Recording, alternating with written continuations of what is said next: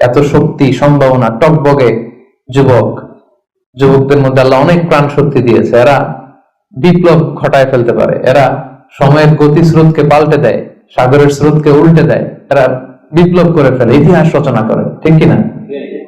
এই যুবক তার যৌবনের মোক্ষম সময়টা অন্যায় করে কাটায় না, আজে বাজে কাজ করে কাটায় না, জুলুম করে কাটায় না, দুর্নীতি করে কাটায় না, টেন্ডারবাজি, চাঁদাবাজি, মিথ্যা, খারাপ কাজ, কোন এই ধরনের কাজের সাথে নিজেকে জড়িত রাখে না, বরং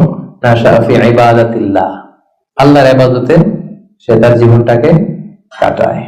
এজন্য যৌবনের এই সময়টা প্রিয় ভাইরা অনেক দামি, এটা বেশি দিন থাকবে না। রং ধরা যৌবন জং ধরে নাই, শেষ। এই দেখতে দেখতে ছোট্ট কিশোর হয়ে পৃথিবীতে এসেছিলেন, শিশু ছিলেন, কিশোর, তারপর এখন যুবক, কিছুদিন পরে বিয়ে করে থাকলে দেখবেন যে আল্লাহ ঘরে মেহমান পাঠিয়ে দিলে বাবা হয়ে গেছেন। কিছুদিন পরে মেয়েটারে বিয়ে দিলে এরপর কি হয়ে যাবেন?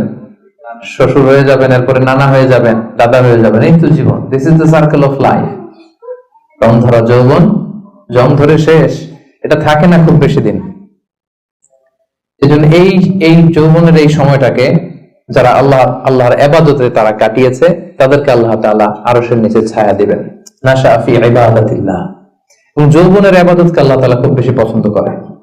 ইবাদতটা অনেক ব্রড সেন্সে যদি আপনি চিন্তা করেন, অনেকে মনে করে যে শুধু নামাজ পড়া, শুধু রোজা রাখা, শুধু জিকির করা এটাই ইবাদত। আসলে ব্যাপারটা কিন্তু এমন নয়। মানব কল্যাণে আপনি যাই করেন, আল্লাহ তাআলার আদেশ পালনে আপনি যাই করেন, সবটাই ইবাদত, ঠিক কিনা? আপনি যদি রক্ত দেন, মুমূর্ষ রোগীকে বাঁচাতে রক্তের প্রয়োজন হয় না? আপনি যদি তাকে বাঁচাতে রক্ত দেন, এটাও ইবাদত।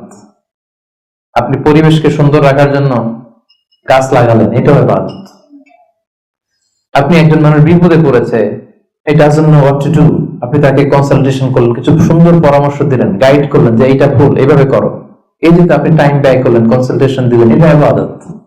অনেকে মনে করে যে শুধু তাসবিহ, জিকির, কোরআন তেলাওয়াত এগুলোই মনে হয় ইবাদত। না, যে পথেই আল্লাহর সন্তুষ্টি, যে কাজ করলে আল্লাহ তাআলা সন্তুষ্ট হন, এই সবগুলো কাজই কিন্তু ইবাদত। তাই যৌবনের এই মোক্ষম সময়টাতে আল্লাহ তাআলার ইবাদত করে আমাদেরকে কাটাতে হবে। ওমা খালাকতুল জিন্না ওয়াল ইনসা ইল্লা লিয়াবুদুন। আমি মানব জাতি আর জিন জাতিকে কেবলই সৃষ্টি করেছি আমার ইবাদতের জন্য। এজন্য এই বয়সে, আপনাদের এই বয়সের অফিসে খুব ব্যস্ততা, এখানে খুব ব্যস্ততা, এরপরেও যে একটু কষ্ট করে নামাজটা পড়েন, এরপরে যে জামাতে আসেন, এরপরে আপনি সুন্নাহ মোতাবেক চলতে যাচ্ছেন, দাঁড়িয়ে রাখছেন, এটা অনেক বড় ইবাদত। এটা আল্লাহ তাআলার কাছে অনেক বেশি প্রিয়। বৃদ্ধ বয়সের ইবাদতের চেয়ে যৌবনের ইবাদত আল্লাহর কাছে অনেক বেশি প্রিয়। এর কারণ হচ্ছে, বৃদ্ধ বয়সে ইবাদত ছাড়া করবেটা কি?